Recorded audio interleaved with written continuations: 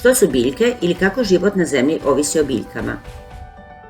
Zajedno sa životinjama, biljke čine živi dio prirode ili biosferu.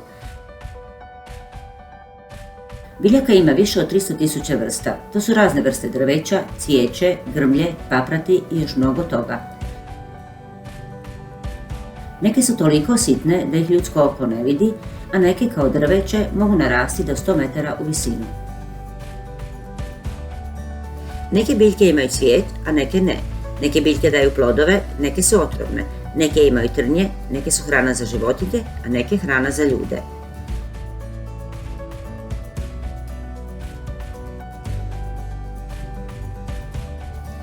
Zajedničko svim biljkama je da se razvijaju iz sjemenki, imaju korijen, stabljiku i lišće, ne mogu se kretati, nijedna biljka ne može živjeti bez tla, sunca i vode, biljke proizvode vlastitu hranu, te nam sve biljke daju kisik.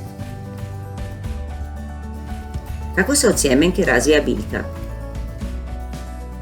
Kada se sjeme posadi u tlo, započinje klijanje tako što u tvrdi omotač sjemenke prodra voda. Kad sjemenka počne klijati, najprije se razvija mali korijen, a zatim i stabljika. Kod nekih se biljaka, primjerice suncokreta, te hranjive tvari zajedno sa stabljikom podižu iznad zemlje, dobivaju zelenu boju i do pojave prvih listova pomažu da se biljka hrani. Kod nekih drugih biljaka hranjive tvari ostaju ispod zemlje u korijenu.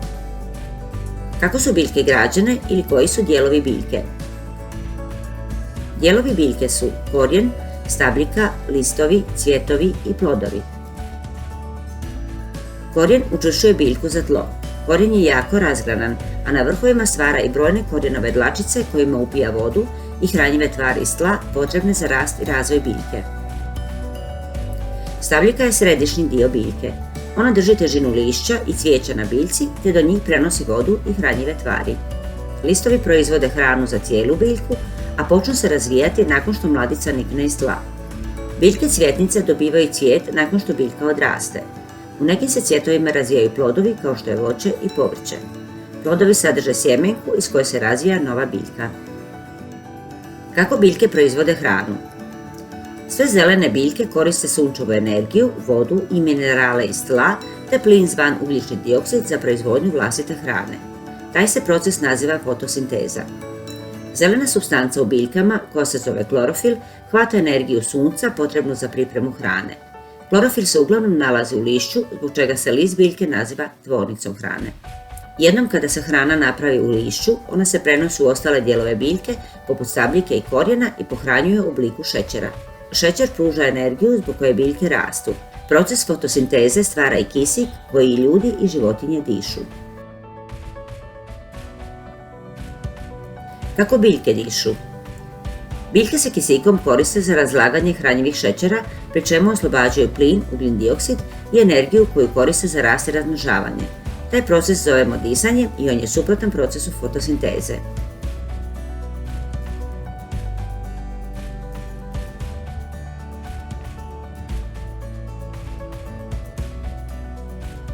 Kako se biljke razmnožavaju? Većina biljaka ima cvijet u kojemu se nalaze spolne stanice, tučak i prašnici. Proces prenošenja peludi s prašnika na tučak u cvijetu biljke naziva se oprašivanje. Tako se razvija sjeme biljke. U oprašivanju mogu sudjelovati kukci, ptice, voda, vjetar i čovjek, a postoje i biljke koje se mogu same oprašiti.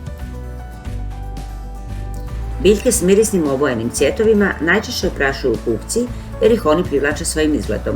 Peludna su zrnca tih biljaka ljepljiva kako bi se lakše prihvatila na tijelo kukca. Nekim biljkama u prijenosu plodova i sjemenki iz kojih će se razviti nova biljka pomažu životinje koje se njima hrane. Nekima voda ili vjetar, a neke se same rasprostranjuju. Kako zagađenost okoliša utječe na biljke?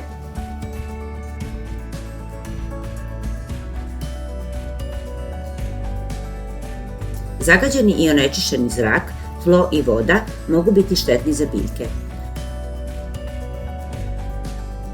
Onečišćeni zrak otežava biljkama disanje i proizvodnju hrane.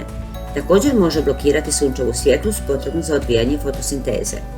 Zbog premalo svjetla biljka će manje cvjetati i imati manje plodova. Tlo i voda zagađeni raznim onečišćivačima Biljkama ne pružaju dovoljno hranjivih tvari i mogu ih zatrovati, do čega se sasuše i uvenu. Glavni razlog zbog kojeg nastaje zagađenje su ljudi. Zagađenje utječe na naš okoliš jer onečišćuje vodu, zrak i tlo, te tako utječe na životne uvjete biljaka, a time i životinja i ljudi.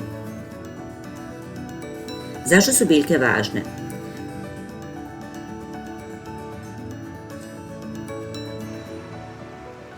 Tijekom milijuna godina biljke su razvile mnogo različitih oblika.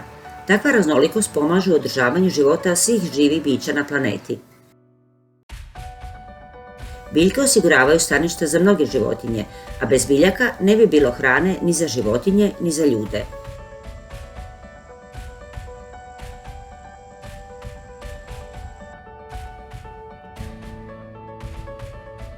U procesu fotosinteze koji se odvija u biljkama oslobađa se kisik važan za disanje.